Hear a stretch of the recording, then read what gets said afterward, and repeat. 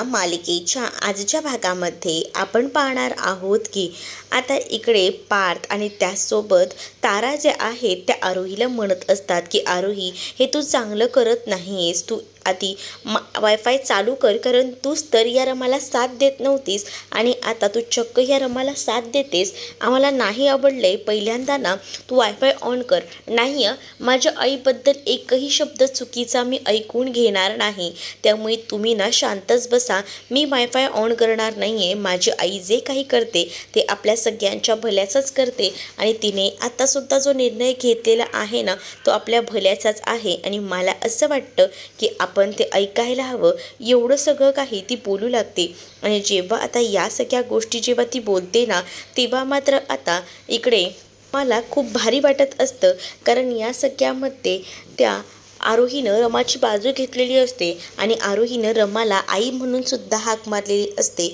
म्हणजेच आता इतके दिवस ताराचं ऐकून आरोही रमाला आई अशी हाक मारत नव्हती, पण आता तिनं हाक मारायला सुरुवात केल्याबरोबर या सगळ्या गोष्टींना आता भयंकररित्या परफेक्ट घडत असतात आणि त्यामुळेच ना आता आरोही ही रमाबरोबर असते आणि आई मला भूक लागली, काहीतरी खायला दे असं देखील म्हणते. त्याबरोबर मालविकाचा प्लॅन फ्लॉप झालेला असतो. मालविकाने खूप जास्त भडकलेली असते आणि मालविकाने भडकवण्याचा प्रयत्न सुद्धा आरोहीला केलेला असतो आणि आता सगळा काही तिचा प्लॅन फ्लॉप झाल्यामुळे सगळ्या काही गोष्टी उलट्या घडलेल्या असतात. तर इकडे मात्र रमा खूप जास्त खुश असते, कारण तिला आता ज्या गोष्टी हव्या आहेत त्या गोष्टी एकदम सोयीस्कररित्या घडत असतात. इकडे अर्थाला आता तारा टार्गेट करत असते आणि हे सगळं तुझ्यामुळेच झालं आहे, मला माहिती आहे आणि याला तूच जबाबदार आहेस, मग आता तुला तर शिक्षा होणारच असं बोलून तिचा हात सुद्धा मुरगळला जातो आणि तू आणि रमाने मिळून आरोहीला हे सगळं सांगितलं आहे, हे सुद्धा मला माहिती आहे असं बोलून ती अजूनच तिला त्रास देत असते. अर्थाला भयंकर त्रास होत असतो. अर्था म्हणत असते की प्लीज ना ताराताई सोड ना, पण तारा काही ऐकायला तयार नसते. पार्थही तिला खूप काही बोलत असतो. तर दुसरीकडे मात्र अर्थाला सांगून ठेवलं जातं की जर आरोही तुझ्याशी बोलायला आली तर तिच्याशी बोलायचं नाही म्हणजे नाही असं म्हटल्याबरोबर इकडे अर्थाला कसं तरी वाटत असतं, कारण आपण आरोहीसोबत कसं बोलणार नाही, म्हणूनच ती आधी नाही म्हणत असते. पण तिचा हात पुन्हा एकदा मुरगळला जातो, तर तिच्याकडे दुसरा ऑप्शन नसतो. तिला आता आरोहीशी बोलायचंच नाही असं ठरलेलं असतं. तेवढ्यातच तिथे आरोही येते. आरोही तिथे आल्यानंतर अर्थाला खरं तर ती बोलवायला आलेली असते, पण आता मुद्दामूनच तारा म्हणू लागते की आपल्याला दिवाळीची खरेदी करायची आहे ना, आपण शॉपिंगला सुद्धा जाऊया, पण आहे ना हिला घेऊन नाही जायचं. म्हणजेच आरोहीला ती लोक आता टार्गेट करत असतात. आपण जे काही स्वीट्स वगैरे खाणार आहे, फटाके फोडणार आहे, त्यामध्ये सुद्धा हिला इन्व्हॉल्व करायचं नाही. मस्तपैकी गेम खेळूया आणि आपण फटाके सुद्धा फोडूया, पण या सगळ्यामध्ये आपणच यामध्ये राहायचं असं देखील आता सांगण्यात येतं. आणि जेव्हा ती सगळं काही ती बोलत असते ना तेव्हा मात्र आता तिला आरोही म्हणत असते की मी सुद्धा तुमच्याबरोबर असणार आहे, असं करू नका. पण आरोहीला ती सरळ म्हणते की नाही, तुला यामध्ये आम्ही इन्व्हॉल्व करणार नाही, कारण आज बघितलं आम्ही तुला तुझ्या आईचं खूप लागतं. मग आता तू गेलीस ना तरीही चालेल, मला माहिती आहे तुझ्या आईचं काय ते तू बघून घे आणि मी तुझ्या ह्याच्यामध्ये काहीच पडणार नाही आहे. तुला ज्या काही गोष्टी करायच्या आहेत ना त्या कर, पण तुला आता आम्ही आमच्या कोणत्याहीच कार्यक्रमात सहभागी करून घेणार नाही असं देखील आता सांगितलं जातं. आणि या सगळ्या गोष्टी जेव्हा बोलल्या जातात ना तेव्हा मात्र आता इकडे अर्थाला वाईट वाटत असतं की बिचाऱ्या आरोहीला काय वाटत असेल. आणि जेव्हा आरोहीला जोरात ढकललं जातं तेव्हा रमासुद्धा तिथे आलेली असते आणि रमा आता पार्थ आणि त्यासोबत ताराचं हे बिहेवियर पाहते आणि तिला ना प्रचंड असा संताप येत असतो. पण त्यांच्यावर जे संस्कार केले गेलेले आहेत, त्यांना जे लहानपणापासून दाखवलं गेलेलं आहे तेच तर ते तसं वागणार आहेत आणि म्हणूनच ना आता ती विचार करते की यावर आपल्याला काहीतरी सोल्युशन तर काढावं लागणारच आणि म्हणूनच ना त्यावर सोल्युशन काढायचं म्हणून ती आता तिकडनं लगेचच अक्षयकडे जायचं ठरवते. इकडे मात्र आता बिचारी आरोही तिला सांगत असते की तुम्ही जे काही कराल ना त्यामध्ये तुम्ही मलासुद्धा सामील करा, पण नाही, तिला काही सामील करायला ही लोक तयार नसतात. तिला सरळ सांगतात की आम्ही या सगळ्यामध्ये काही सामील होणार नाही. आणि या सगळ्या गोष्टी सांगितल्यानंतर इकडे मात्र आता अर्था जी आहे ती मात्र तिला वाईट वाटत असतं की आरोहीसोबत ही लोक असं वागतायत, परंतु आता रमाला कळलेलं असतं की ही सगळीजणं अशी वागतायत ना, जर ह्यांना स्वतःसारखं सरळ करायचं असेल तर यावर एकच मार्ग आहे आणि आपण या सगळ्याबद्दल अक्षयशी बोलायला हवं, असाच विचार आता ती करू लागते. आणि जेव्हा तिच्या डोक्यामध्ये असा विचार येतो तेव्हा ती तडक अक्षयकडे जाते आणि अक्षयला ती आता जाब विचारू लागते. अक्षयला म्हणत असते की तुम्ही मला म्हणताय की या 7 वर्षामध्ये या मुलांना तुम्ही सांभाळलं आहे, या मुलांची देखभाल तुम्ही केलेली आहे, मग मला जरा सांगा की या मुलांमध्ये काय काय कमी आहे ती मला सांगा. म्हणजे पार्थ असा का वागतो ह्याचं कारण तुम्हाला माहिती आहे का? तर नाही माहिती मला. मग तारा असं का वागते, अर्था का वागते त्याचं कारण माहिती आहे का? नाही. याबद्दल कोणत्याच प्रश्नांची उत्तरं नसतात त्याच्याकडे आणि म्हणूनच ना तो थोडा का होईना असा कावरा बावरा झालेला असतो. आणि त्याच वेळेला मात्र आता रमा त्याचा डोळे उघडते आणि रमा त्याला सगळ्या गोष्टी समजावून सांगत असते.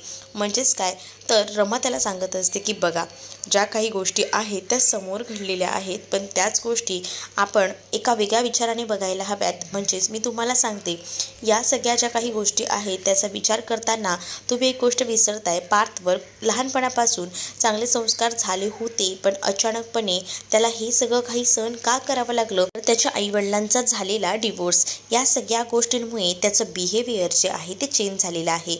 यामध्ये तुम्ही सुद्धा जराही लक्ष दिलात नाही. तुम्ही जर लक्ष दिला असता तर आज ही अवस्था झाली नसती. राहिला प्रश्न अर्थाचा, अर्थासुद्धा तिला लहानपणापासून आपण सांभाळलं, पण पुढची जबाबदारी तुमच्या एकट्याची होती, कारण अभिदादाने दुसरं लग्न केलं आणि त्यामुळे तिच्याकडे दुर्लक्ष झालं. पण त्या सगळ्यामध्ये ना तुम्ही जर तत्परतेने उभे राहिला असतात ना तर ही सगळ्या काही गोष्टी ना झाल्याच नसत्या. पण मला असं वाटतं ना की अजूनही वेळ गेलेली नाही आहे. तारा जी आहे ती मात्र त्या ताराला आपण या सगळ्यातून हळूच का होईना बाहेर काढू शकतो. तिचंसुद्धा आता बरेच बदल जे आहे तिच्या वागण्यातही मला दिसत आहे, पण ते बदलसुद्धा आपण बदलू शकतोच ना. पण या सगळ्यासाठी ना मला तुमची साथ हवी आहे, कारण या सगळ्या गोष्टी मी एकटी करू शकत नाही. जर तुम्ही मला साथ द्याल ना तर ह्या सगळ्या गोष्टी मी एकत्र का होईना करू शकते, कारण मला हे घर जे आहे ना ते पुन्हा एकत्र आणायचं आहे आणि त्याचसोबत या माणसांची मनंसुद्धा, कारण या सगळ्यांचं लक्ष ना एका वेगळ्याच दुनियेत आहे.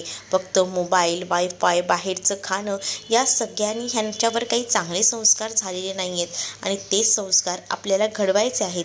त्याचसाठी आपण जी काही मेहनत आहे ती करू शकतो, पण त्यामध्ये तुम्ही जर माझ्यासोबत असाल ना तर मी काहीसुद्धा जिंकू शकते, असं आता इकडे रमा जी आहे ती अक्षयला बोलत असते.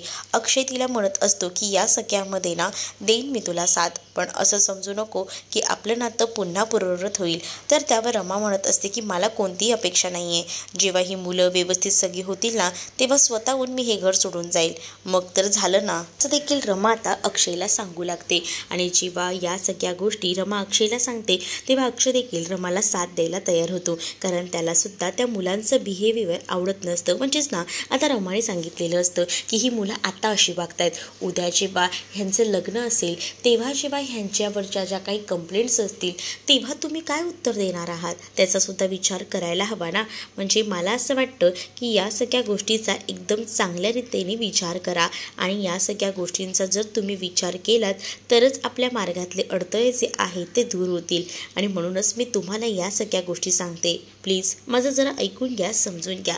असं देखील आता इकडे मात्र रमा जी आहे ती बोलू लागते. तर इकडे आता अक्षयला सुद्धा रमाचं हे बोलणं पटत असतं, त्यामुळे आता रमाला सुद्धा तो साथ देऊ लागतो आणि तो म्हणत असतो की ठीक आहे, मी तुला या सगळ्यामध्ये देतोय साथ, पण काही झालं ना तरीसुद्धा मुलांमध्ये बरेच तर बदल व्हायला हवेत, कारण मुलं ना सध्या खरंच खूप विचित्र वागतायत आणि म्हणूनच ना मी मुलांसाठी का होईना तुझी ही साथ द्यायला तयार आहे, असं देखील आता अक्षय जो आहे तो आता बोलू लागतो. आणि जेव्हा अक्षय या सगळ्या गोष्टी बोलतो ना तेव्हा मात्र रमाला खूप जास्त आनंद होतो. रमाला असं वाटतं की चला फायनली आपण सगळंच काही जिंकलेलो आहोत आणि त्यामुळे आता ती खूपच जास्त खुश असते.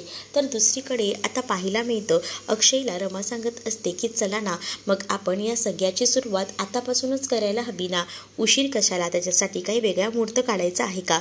तर अक्षय म्हणतो की हो, आपण आता गुरुजींना बोलवूया आणि मुहूर्त काढूया. अक्षयही आता मजा करू लागतो. तर रमा म्हणत असते की नाही, मी सिरियसमध्ये बोलते, तुम्हाला उगाच या सगळ्यासाठी ना आपण उशीर नको करायला. आपण ज्या काही गोष्टी आहेत ना ते आपल्या बेसिसवर करायला सुरुवात करूया. तोपर्यंत म्हणजे मुलं लवकरात लवकर ठीक होतील, व्यवस्थित वागायला लागतील, असं देखील आता रमा अक्षयला बोलत असते. जेव्हा रमा अक्षयला या सगळ्या गोष्टी समजावून सांगते तेव्हा अक्षयला सुद्धा रमाचं बोलणं पटत असतं.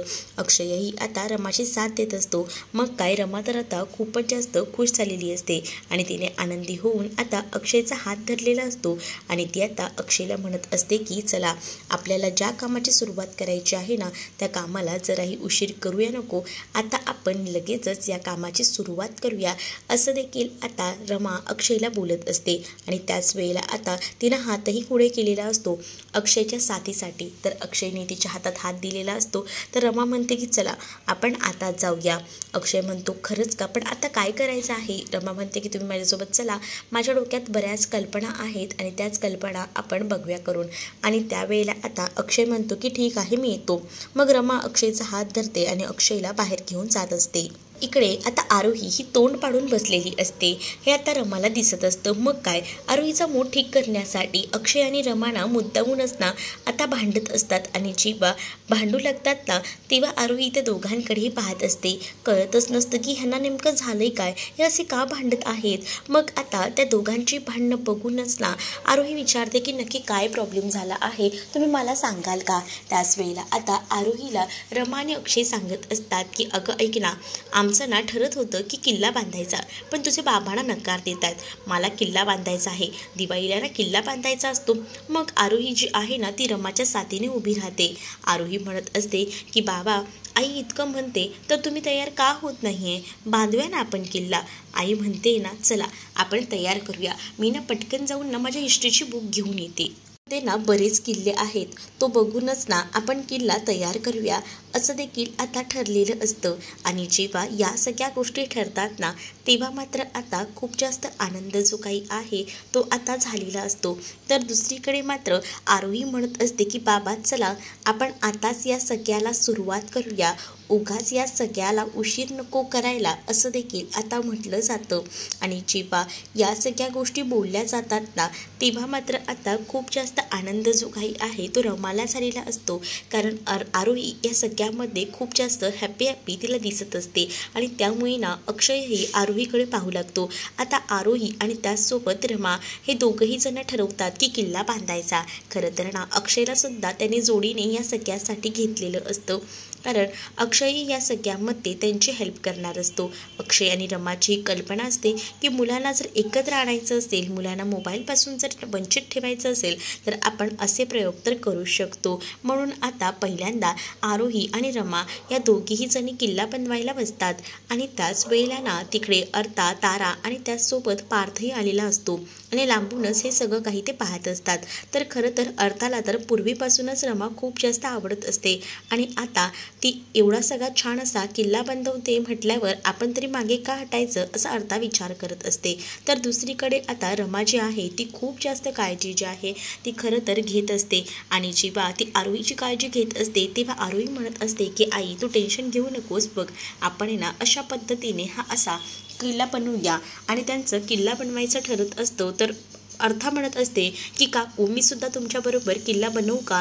तर रमा म्हणत असते की वाट कसली बघतेस, ये ना आपण एकत्रच किल्ला तयार करूया. मग आता अर्थासुद्धा त्यांच्याबरोबर येते. तर ताराला या सगळ्या गोष्टीचा राग येतो, कारण ताराला तर सांगितलेलं असतं ना की या सगळ्यामध्ये अडकायचं नाही, या सगळ्या गोष्टींमध्ये पडायचं नाही.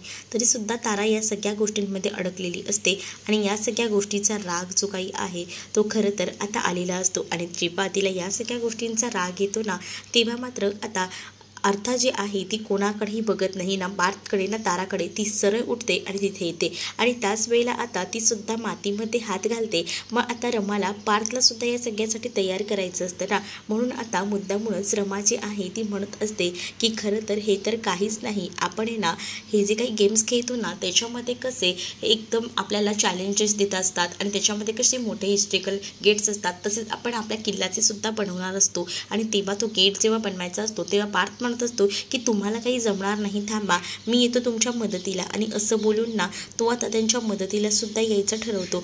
आणि मग काय, पार्थही आलाय म्हटल्यावर अक्षय तर रमाकडे पाहतच राहतो. कारण पार्थला हे असं पहिल्यांदाच मोबाईल सोडून असं काहीतरी करताना बघून अक्षयलाही आनंद झालेला असतो. आणि पहिल्याच अटेम्प्टमध्ये रमाने खूप उत्तम अशी कामगिरी केलेली असते.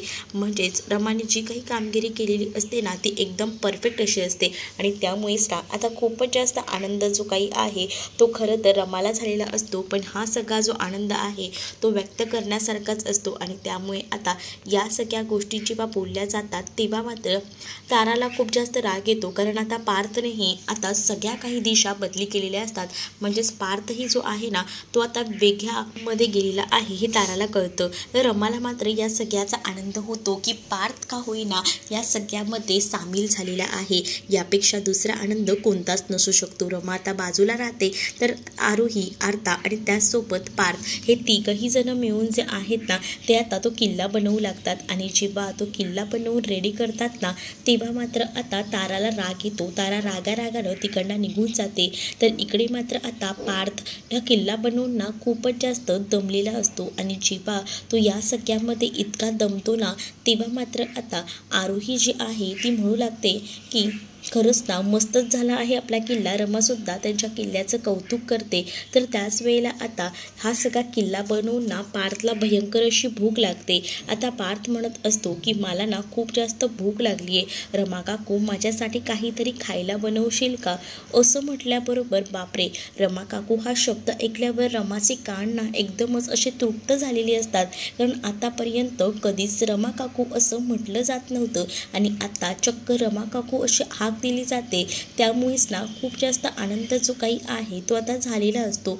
मग काय, हा आनंद जेव्हा त्याला होतो तेव्हा मात्र त्याने सांगितलेलं असतं की पटकन ना माझ्यासाठी काहीतरी कर. मग रमाही म्हणते की हो मी बनवते तुझ्यासाठी. तर आता मुलं हात धुवायला आतमध्ये जातात ना तेव्हा मात्र अक्षय जो आहे तो रमाकडे पाहत असतो. आणि जेव्हा अक्षय रमाकडे पाहतो तेव्हा रमाला म्हणतो की आज ना खरंच मला खूप जास्त आनंद झाला आहे.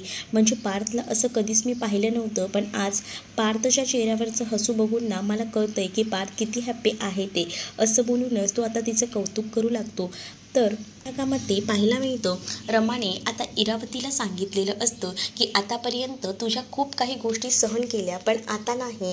आता जसे शिशुपालाचे 100 अपराध जे आहेत ते माफ असतात, त्यातले तुमचे 99 झालेले आहे, तुमच्या बापाचा गळा भरलेला आहे, तेव्हा मी तुमची काय अवस्था करेन ना ते बघत राहा. तर इकडे मात्र आता सगळ्यांनाच खूप आनंद झालेला असतो. इरावती मात्र या सगळ्यामध्ये काही ना काही व्यस्त म्हणजेच काहीतरी घडायचा प्रयत्न करत असते. तिने काहीतरी फटाक्यात घातलेलं असतं जेणेकरून रमाला, अक्षयला या सगळ्याची हानी व्हायला हवी. आणि त्याच वेळेला हा फटाकासुद्धा नेमका आता इरावतीच्या अंगावर पडणार असतो. आणि त्यामुळे इरावती घाबरलेली असते. मात्र रमाला खूप जास्त आनंद झालेला असतो. तर तुम्हाला हा भाग कसा वाटला हे नक्कीच मला कमेंटमध्ये सांगा. आणि अशाच नवनवीन भागांसाठी आपल्या चॅनललासुद्धा सबस्क्राईब नक्कीच करा. चला तर मग भेटूया पुढच्या भागामध्ये. तोपर्यंत टाटा, बाय.